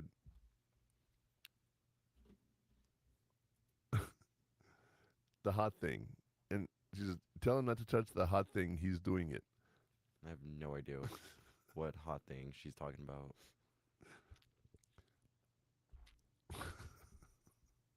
What's so funny? You know, when you're a baby and you're younger, your parents tell you, don't touch the stove because it's hot, or don't touch this because it's hot, or don't touch my vape because it's hot, or don't touch my joint because it's hot, or whatever. Okay. And then you're a little kid going, you touch the stove and you burn yourself. Yeah. But like, I told you don't. Right? That's what she's referring to. But my thing is, I tell people, you don't learn anything until you have a personal consequence. Right? So it doesn't matter what you do if you don't learn it. And you can still touch the fire more than once and get burned. Like for example, I told Connor, you know, you're not 420 friendly.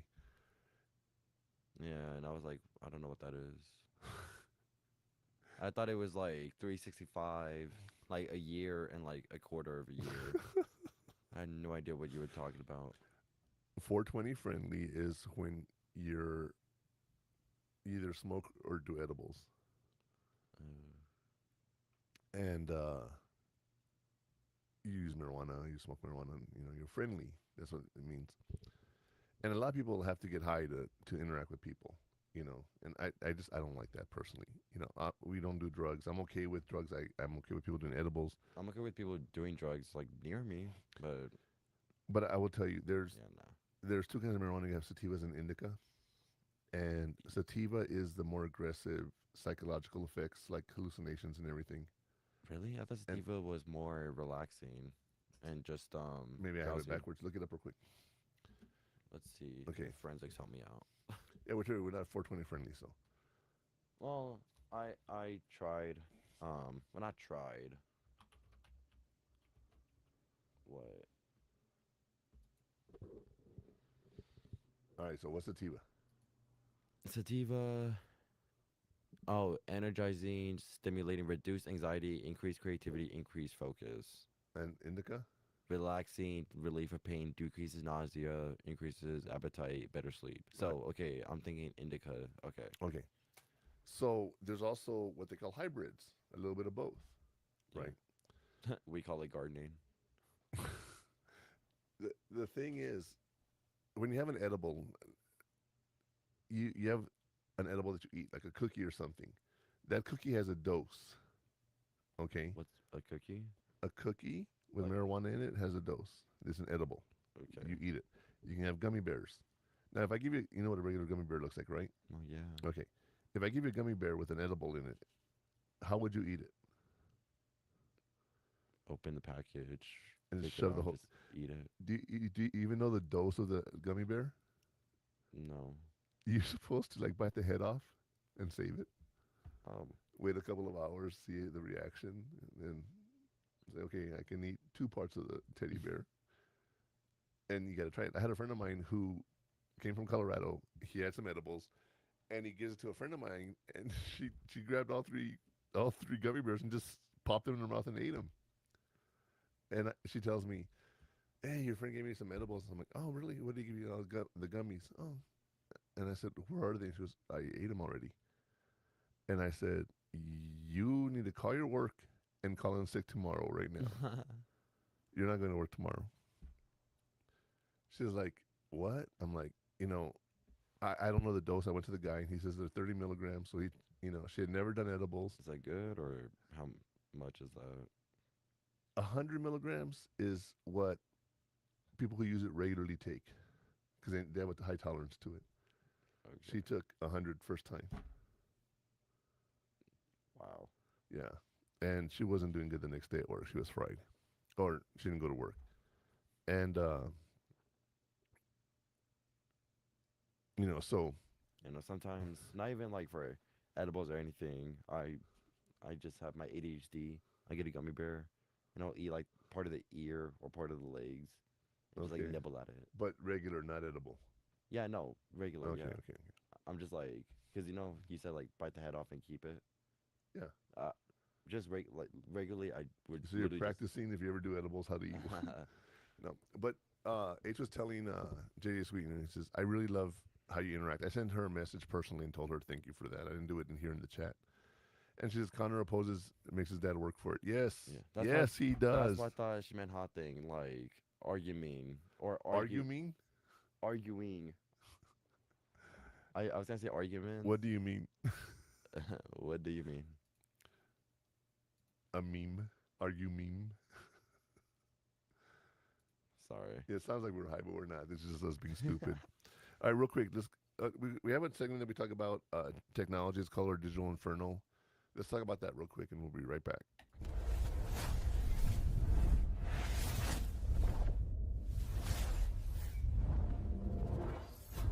Digital platforms are key to streamlining communication based on your boss's style. Use Asana or Trello to create a shared in-progress board that your manager can check asynchronously, removing the need for daily interruptive status updates. Always use email or Slack to send a weekly win/blocker summary, ensuring your manager is constantly informed of your contributions and any roadblocks before your scheduled check-in. Let's talk about Connor's favorite subject, AI and technology. Speaking of technology, it's every time on breaks or on videos. I told Connor, check the tray, and he says, what are you talking about? That's a taskbar. I'm like, no, the taskbar is the bottom part of it, and the tray is to the right. So look, if you click on the arrow up, see how that pops up? Still part of the taskbar. No. I'm saying that's a taskbar because the arrow is for icons that are not shown on the taskbar. No. There's still room on our taskbar to show it. See, this is the contradictory stuff I'm talking about. This is the bullshit that he says the bottom bar is taskbar, but then the right side of the taskbar is a tray. The whole thing is a taskbar. You say the whole thing is a taskbar? Yes. Watch this. Is there a difference between taskbar and tray? Now remember, he's a computer science major. Yes, the tray, officially called the notification area or system tray, is just a smaller part of the entire taskbar. The taskbar is the whole bar, and the tray sits in a corner of it. Still part of the taskbar. But it's not the taskbar. It is the tray. Yes, it is. It literally said it's part of the taskbar. It's a smaller part of the taskbar. It's a quarter part of the taskbar. Connor, the tray is just a small part.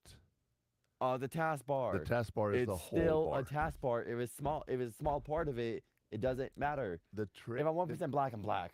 Then why? Don't get me started on that. You listen. You're doing this. I need this. Okay. Bubbles. www.zipit.com. Right. Okay. The tray has an official term for the notification area. Yes, but hold on. It's called. I said it's the tray in the taskbar. It's not the taskbar in the taskbar. That means it's a separate component altogether because you can turn off your sys tray. But you can turn off notifications. It's different than a taskbar. Well, no, you could take off the apps. Yeah. You can mute them. You can turn it off. Right. It's your notifications. But the sys tray or the tray or the notification area is part of, the but taskbar. not called taskbar because it's a different component altogether. I never said it was called the taskbar. I'm just saying it's in the taskbar. It is in the taskbar, That's but what I'm being saying this it's whole not time. the taskbar. It has a different name for it. How is it in the taskbar, but it's not the taskbar? Because the taskbar includes that. Like I'm trying to. Okay. Yes, so that All right. it's still Gee, part of it. If it's in a category, but it's a topic, okay. it's still in the same category. right. Is it not? Candy. Is it not? Candy. Is it not? Nerds. Is it not? Nerds. Right? The candy nerds. What are the candy nerds? Nerds. Candy. I don't know. No, what are the nerds? Pink, purple. What's considered the nerds? The thing inside it. The little rock. The candy. Candy. Yes. Those are the nerds. Yes. You have a nerd rope. Right? Okay. You have nerds on a rope. I've never seen this. I don't know. But yeah. Okay. Well, you've seen the nerd clusters. The little candy gummy things covered in nerds. It's a nerd cluster. That's the whole thing. Made up of the gummy and the nerds. Yeah. Called a nerd cluster. You have the task bar with the task tray in the bar, which is... Look, they're laughing at you. You can't tell me I'm wrong. You can't tell me I'm wrong. Okay. All right. JJ, I love your interaction. Choose one. Is notification and tray the same thing? I mean, notification and taskbar? The same thing. You're saying something completely different, John. Okay. And I'm telling you something, and you're like, yes, it's part of this. It's okay. But what I'm saying is not what you're saying. We won't block you, but is Connor right? We're both right, Or John. am I right? We're both right. You think we're both right? Let's see what she says. Let's see if she answers. All right. While we're doing that, let's talk about our digital inferno. Did we already play it? We did, right? Yeah. Okay. God. All right. Use a single trail to create a shared in-progress board with your manager. If your manager uses a different program, great, because whatever you use, but your boss needs to be able to look at it and go, this is where they are in their projects. For my business, we use ClickUp. You go in there and you have projects. You can see where the status is. If Connor's part of the team, he can go in there and he can update his portion of it, and you can see the tasks as they're being done. Okay, ClickUp is free. Use it. Also, use email or Slack to send a weekly win or blocker summary, ensuring your manager is constantly informed of your contributions and any roadblocks before scheduling a checkup. So basically, giving them a heads up. I was right. Said the same thing, but differently. Okay. All I was saying was it's in the taskbar, and you were saying something completely different. All I said is in the taskbar, yes or no. All right, she says, see? But I'm talking to you. I'm talking to you. I said you're But we right. had this whole argument. But I'm saying what? you're right. And now, right? After you Googled it and all that? Yeah. But we're saying the same thing differently. And I'm saying yes. And you're still arguing the point with me, Connor. Because you were wrong. You were right, but wrong. Yeah, I've been telling you. And I said we had a whole argument we were for both what? right. We're the perspective number 6, number 9, right? It's the same thing. That does not clarify into this. Hi, Connor. I swear, sometimes you're just so funny. All right. So technology. Technologia.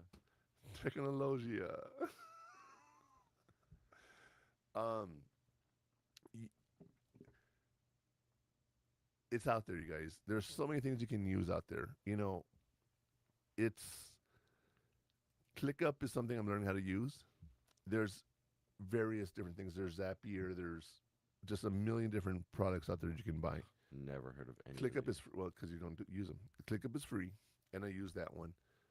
And you can incorporate an entire team. You can actually have like emails. It can read all of your emails. You just set up the accounts in there and reads all of your emails. But they get forwarded there. Now, I don't know if you know this or not, but if you forward an email, it doesn't stay in your email box. It gets put in this other one.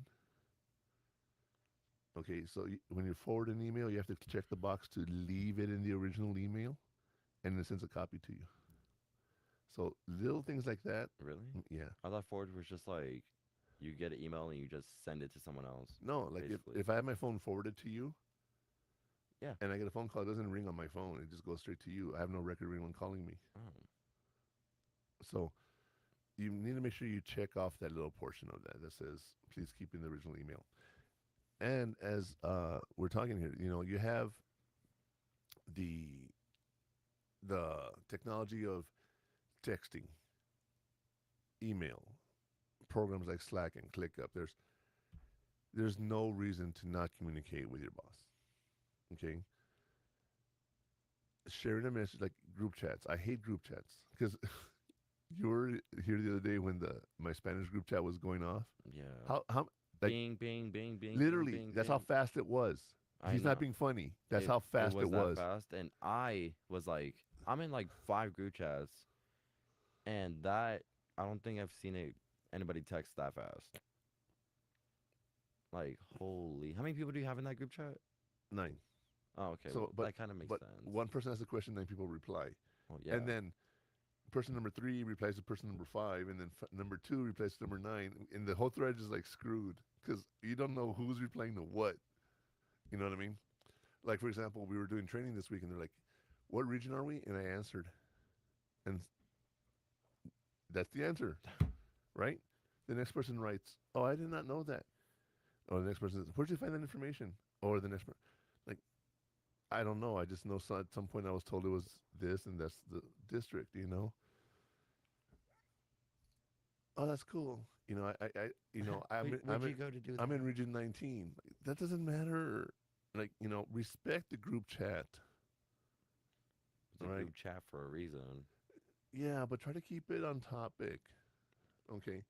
That technically is on topic. Technically, but let me ask you a question. On Friday night, when you're about to go out with your friends and you have 5 friends in the chat, or how many you have in your chat, I don't know, right? Yeah. And someone says, where do you want to go tonight? And 5 people give 5 different answers.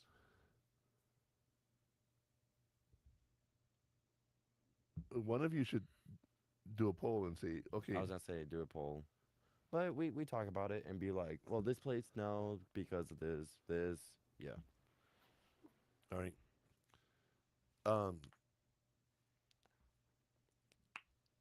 When I say, like, where do you want to go eat?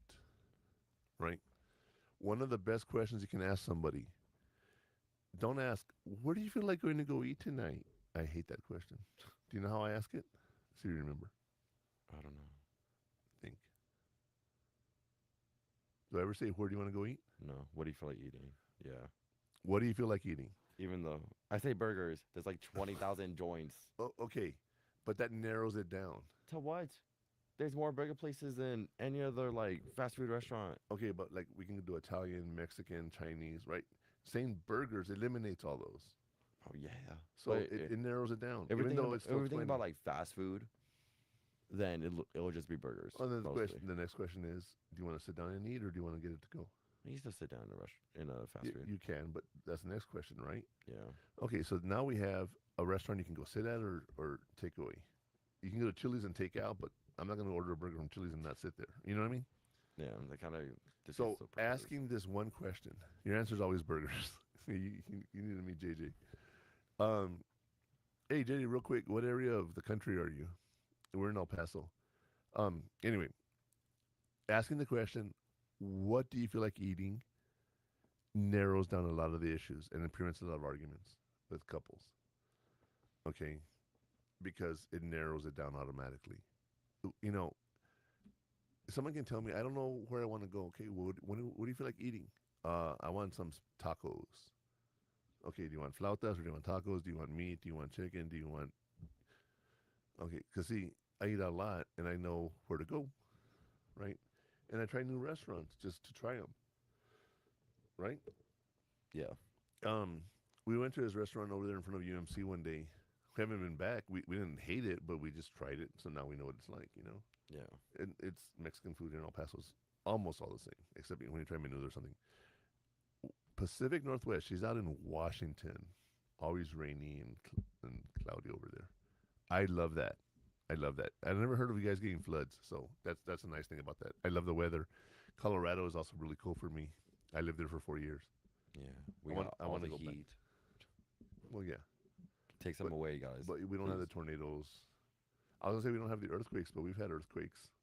We live by mountains, Yeah, we also had a explosion 1 block over. And we also... We thought it was an earthquake. Had floods. We've had floods. I saw it on TikTok. You said it. You mentioned it the same day to me, and later on, I see someone like in a kayak. Literally, just I'm like, oh okay. I'm like Lake Piedras, right? There might be water on the roadway. There was water from the Spaghetti Bowl all the way to Cotton, like the bridge to go up on Cotton. That whole area was a lake. A lake. It was huge. No, speaking of Spaghetti Bowl, Donnie. Right on the beach, right on tsunami zone. Yeah. Oh yeah, dude. Yes, see this. That's We don't have crazy. to worry about that either. Thank God. Tsunamis is not something I think of when I think of a place to live. I think of like if you don't like the rain, you don't like the cloud, you don't like the snow, don't go to Washington. If you like hiking and stuff like that, and you're 420 friendly, go to Washington. What would you do? And if you like Starbucks, if there's a nice place, but then it's just there's a tsunami coming. And you I didn't mean that's expect the only it. risk. Yeah, but you didn't know about it till you bought the house after.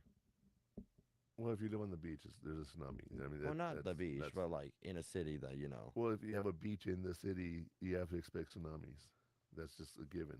Well, true, right? True. Okay. So that's why you got 8 minutes to get to higher ground. Not always 8 minutes. Not always 8 minutes. Sometimes you have 30 minutes. Like some more tsunamis, you can have a earthquake in Russia, right off the border of Russia, and it takes 2.5 hours to get to you. Sometimes you can have one right off the beach, and you have no warning. So isn't 8 minutes the warning? No, that's or what I'm saying. Is it when you first see it? No, it depends on where the earthquake is. That causes a tsunami. The further away it is, the more time you have. But if you have one right there on the beach, or close to the beach, you have a minute. Well, I mean, would you're not going to see one. Would a tsunami by the beach be as big, since it's right there, closer to ground? No, it's not about being big. Listen, if you're further away, it travels like a sound wave. And and then it gets bigger as it goes. But if it's by the beach, if it it's won't closer go to that the far. beach, That's what I'm saying. It creates the tsunami wave, and it's going to be higher because it doesn't have a chance to dissipate.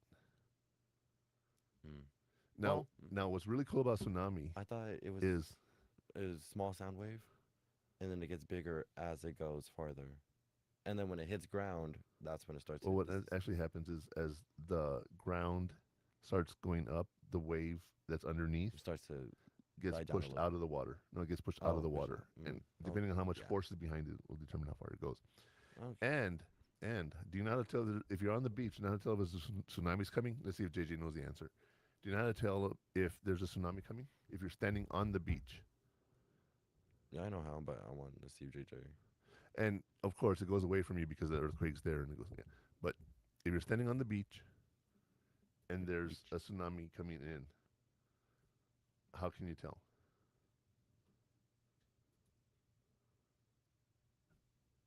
That's it. You know what she means? Yeah. You're literally on the beach, and the water is going away from you.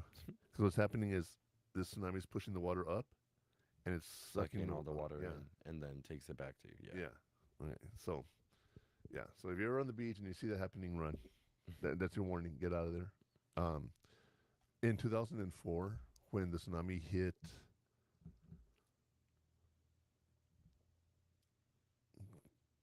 Indonesia, I was even born. December 2004 tsunami. I'm trying to think where that was. 2004 tsunami. It's an Indian. Phuket. Phuket. No, Indonesia, Sumatra. Okay. What's the date on that? December 26th. Okay. 2004. So, this is not funny. Let me preface this. It's not funny.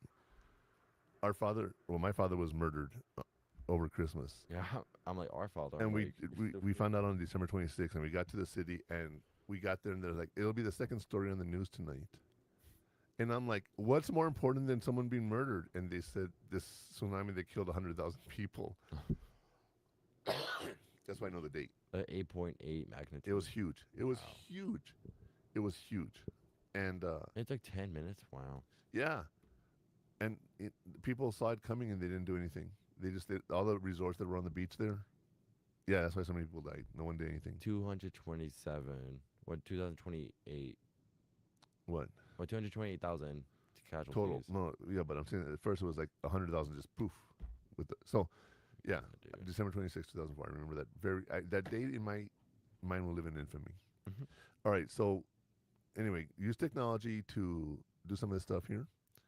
And the final burn for today is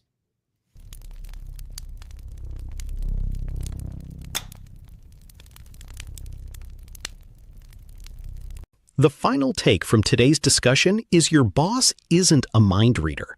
Manage up by being the most reliable, proactive, and solutions-oriented person on their team. Let's get back to the Murph Man and Connor and wrap up the show. your boss is not a mind reader. Manage up by being the most reliable, proactive, and solutions-oriented person in the room. If you guys follow that advice, you'll see a lot. Okay, you'll learn a lot. So let me tell you, that's it for today's show, you guys. We will see you next week. Next week, we will be here live again every 12 p.m. Eastern, 10 a.m. Mountain on Military Broadcast Radio. And next week's episode is, hold on. Oh, jeez. I had it and I closed the window when I was moving to it.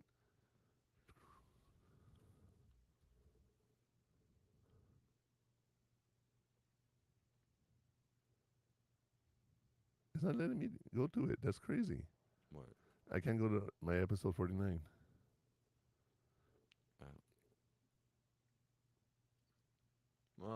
Well, it's the professional development plan charting your career growth. So we'll talk about that next week, you guys. All right. For now, I'm the Murph Man signing off. This is Connor. I am Connor. Signing off also. Deuces. Bye. Thank you for watching today's episode. Check us out on all social medias at Pure Hot Takes or go to purehottakes.com for more information.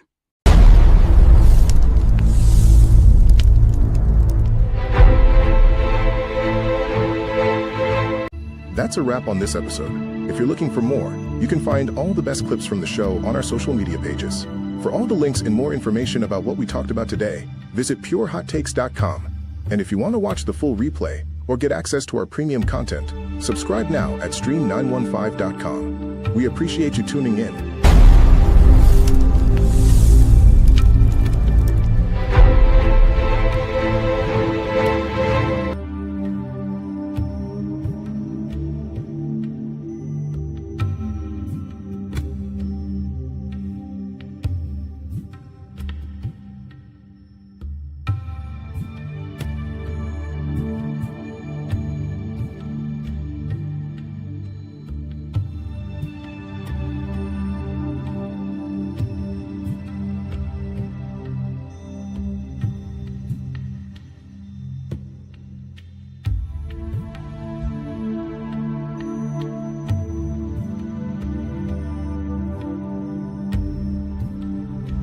Ladies and gentlemen, thank you for tuning in to Military Broadcast Radio.